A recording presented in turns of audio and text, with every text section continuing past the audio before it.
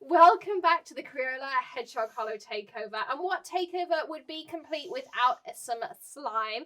And today we're using their coloured glue, which means we don't have to use any food colouring, and it makes it super simple. And I have my resident slime expert here with me, and we're going to be experimenting, and she's going to be showing me how to make slime. Today we are doing it with their washable coloured glues. We're also going to be adding some glitter glue for some extra sparkle. You've made a lot more slime than I have. So I'm going to pick out this cool pink colour, which is called, I think, coral. Blue. Different things you can do with them. So I put the whole bottle in, you said? Yeah. Okay, so we're just going to squeeze it into our bowl. Baking soda? Yeah. 1.5 teaspoons. Is that a teaspoon? That's a teaspoon. Okay. 1. And then...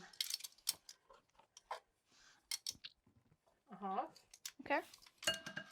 And yours?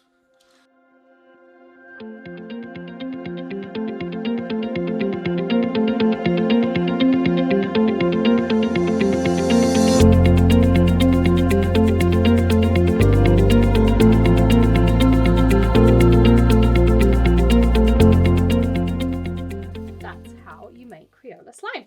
So I hope you've enjoyed this little extra Crayola takeover with my slime expert. Thank you so much for joining us here at Hedgehog Hollow. Don't forget to hit that subscribe button, ring the bell, of course, for notifications of all of our daily videos, tips, tricks, tutorials, or maybe something a little bit different like this too.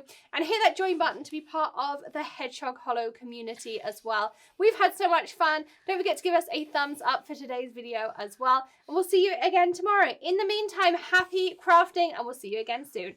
Bye.